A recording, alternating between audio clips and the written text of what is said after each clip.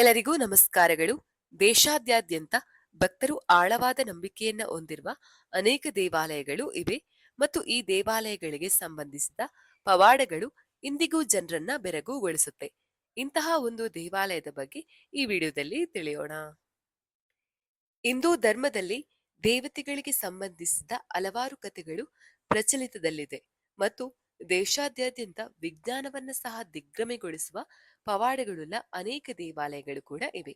ಶಕ್ತಿ ಪೀಠಗಳಲ್ಲದ ಅಥವಾ ಸಿದ್ಧ ಪೀಠಗಳಲ್ಲದ ಕೆಲವು ದೇವಾಲಯಗಳು ಕೂಡ ದೇಶದಲ್ಲಿದೆ. ಆದ್ರೂ ಅಲ್ಲಿ ಸಂಭವಿಸುವ ಪವಾಡಗಳಿಂದಾಗಿ ಭಕ್ತರು ಅವುಗಳ ಮೇಲೆ ಆಳವಾದ ನಂಬಿಕೆಯನ್ನ ಹೊಂದಿದ್ದಾರೆ. ಅಂತಹ ಒಂದು ಪವಾಡ ದೇವಾಲಯವು ಛತ್ತೀಸ್ಗಢದಲ್ಲಿದೆ. ಅಲ್ಲಿ ಭಕ್ತರು ತಮ್ಮ ಆಸೆಗಳನ್ನ ಈಡೇರಿಸಲು ದೂರ ದೂರದಿಂದ ಬರುತ್ತಾರೆ. ಛತ್ತೀಸ್ಗಢದ ಬಿಲಾಸ್ಪುರ ನಗರದ ನ್ಯೂ ರೈಲ್ವೆ ಕಾಲೋನಿಯ ಕಾಡುಗಳ ಬಳಿ ಮರ್ಹಿ ಮಾತಾ ದೇವಾಲಯ ಇದೆ. ಸ್ಥಳೀಯರು ಇದನ್ನ ಪವಾಡ ದೇಗುಲ ಅಂತ ಕರೆಯುತ್ತಾರೆ. ಮಕ್ಕಳಿಲ್ಲದ ದಂಪತಿಗಳು ದೇವಿಯ ಆಶೀರ್ವಾದ ಪಡೆಯಲು ಈ ದೇವಾಲಯಕ್ಕೆ ಹೆಚ್ಚಾಗಿ ಭೇಟಿಯನ್ನ ನೀಡ್ತಾರೆ. ಅವರ ಪ್ರಾರ್ಥನೆಗಳು ಈಡೇರುತ್ತವೆ ಮತ್ತು ಶೀಘ್ರದಲ್ಲೇ ಅವರ ಮನೆಯೊಳಗೆ ಮಗುವಿನ ನಗು ಪ್ರತಿಧ್ವನಿಸುತ್ತೆ ಎನ್ನುವ ನಂಬಿಕೆ ಇದೆ. ಈ ನಂಬಿಕೆಯಿಂದ ಪ್ರೇರಿತರಾಗಿ ಭಕ್ತರ ಗುಂಪು ಈ ಸ್ಥಳಕ್ಕೆ ಬರುತ್ತಲೇ ಇರುತ್ತೆ. ಇಲ್ಲಿ ಮಕ್ಕಳಿಲ್ಲದ ದಂಪತಿಗಳು ದೇವಾಲಯದ ಆವರಣದಲ್ಲಿರುವ ಒಂದು ಮರಕ್ಕೆ ತಮ್ಮ ಪ್ರಾರ್ಥನೆಗಳನ್ನ ಸಲ್ಲಿಸುತ್ತಾರೆ ಮತ್ತು ಅವರ ಆಸೆಗಳನ್ನು ನಂತರ ಈಡೇರುತ್ತೆ. ಈ ದೇವಿಯು ಸ್ಮಶಾನದಲ್ಲಿ ವಾಸಿಸುತ್ತಾಳೆ. ಅಂದ್ರೆ ಮರ್ಹಿ ಮಾತಾ ದೇವಿಯನ್ನ ಸ್ಮಶಾನ ವಾಸಿನಿ ಎಂದು ಕರೆಯಲಾಗುತ್ತೆ. ಯಾಕಂದ್ರೆ ತಾಯಿಯನ್ನ ವಿಶೇಷವಾಗಿ ತಂತ್ರದ ಮೇಲೆ ಪಾಂಡಿತ್ಯ ಸಾಧಿಸಲು ಪೂಜಿಸಲಾಗುತ್ತೆ.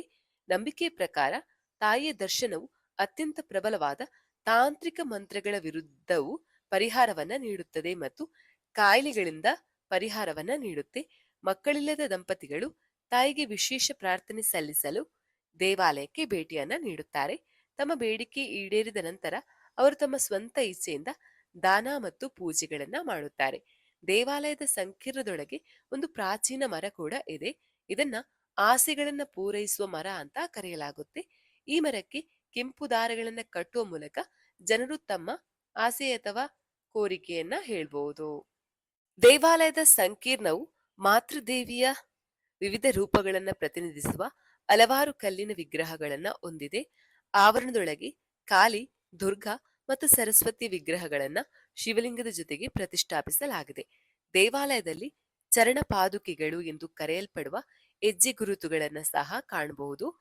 ಇದಲ್ಲದೆ ದೇವಾಲಯದ ಮುಖ್ಯ ಗರ್ಭಗುಡಿಯೊಳಗೆ ದೇವಿಯ ವಿಗ್ರಹವು ವಿವಿಧ ಆಯುಧಗಳನ್ನ ಮತ್ತು ತೋಳುಗಳಿಂದ ಅಲಂಕರಿಸಲ್ಪಟ್ಟಿದೆ.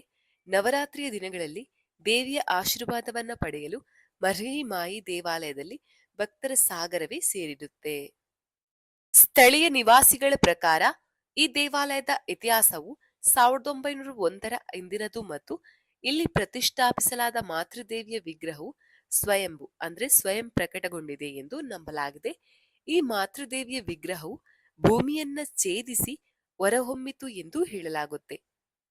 ದಂತಕಥೆಯ ಪ್ರಕಾರ ಒಬ್ಬ ಸಾಮಾನ್ಯ ವ್ಯಕ್ತಿ ರೈಲ್ವೆ ನಿಲ್ದಾಣದ ಬಳಿ ಅರ್ಧ ಊತು ಹೋಗಿದ್ದ ವಿಗ್ರಹವನ್ನ ಕಂಡುಹಿಡಿದನು.